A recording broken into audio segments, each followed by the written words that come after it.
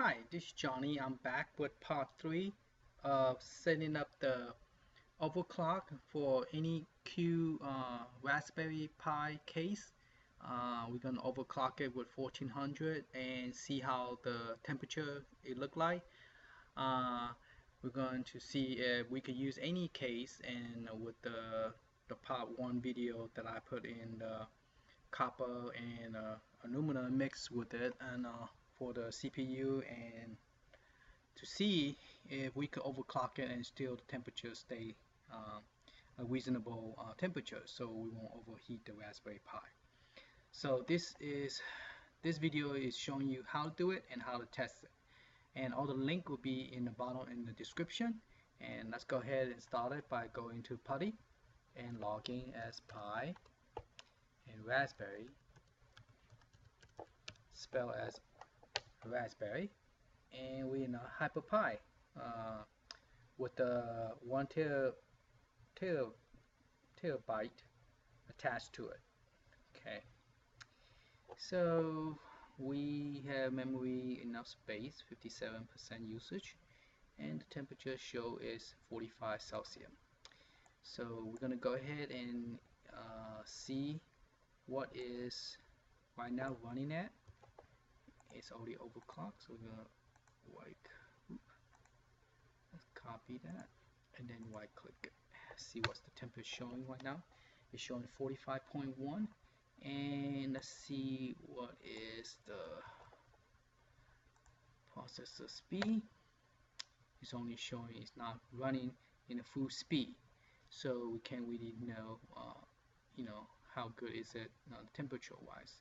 So we're going to run this command and make it run into a full speed overclock. We're going to run it again, and we're going to show the temperature.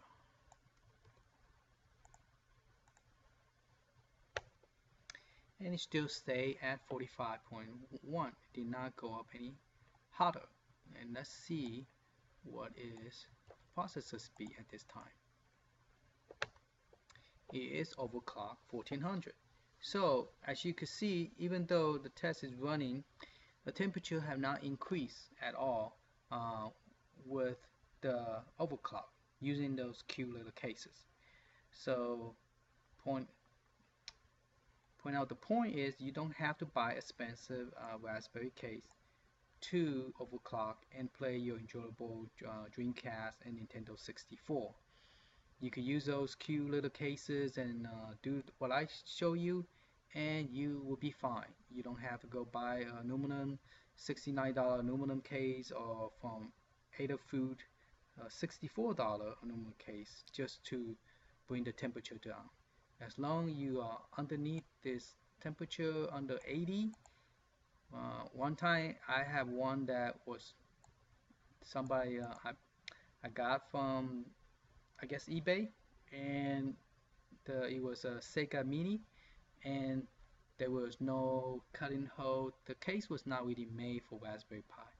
So those of you who want to use Sega Mini to build Raspberry Pi, you have to cut some holes in the venter hole to make it work. Otherwise it's going to overheat, and then your game's going to freeze up. You have to turn it off, and then it's going to damage your image on your SD card. So yeah, take custom hole, put a fan in it, do what I suggested on the video 1, and you should be okay. Alright, hopefully this helped. All this information here will be put on the description.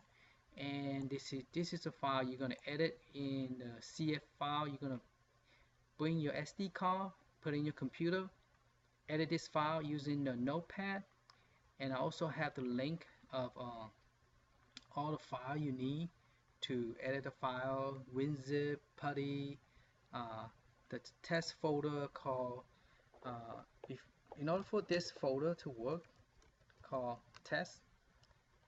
Let's see. Oh, I didn't put it in there. You will have to download it, and then go to this test folder, open up your Winzip. Now this test folder, what it does, it contains all this information, and it run this in a couple loop, so that way you don't have to like type it several times.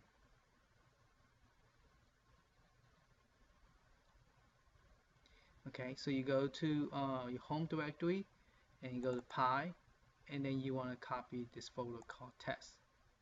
After you unzip it, and then you drag it over. And once it finished copying, you just want to give yourself permission so you could run that program from Putty. It's still downloading.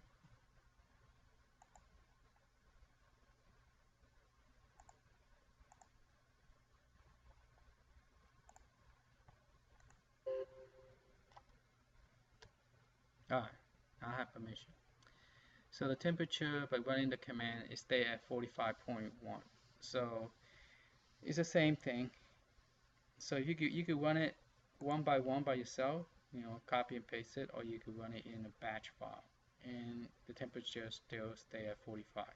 So you could use any cute little small cage, just add some plate of copper and below between the aluminum and the fan, you should be good to go.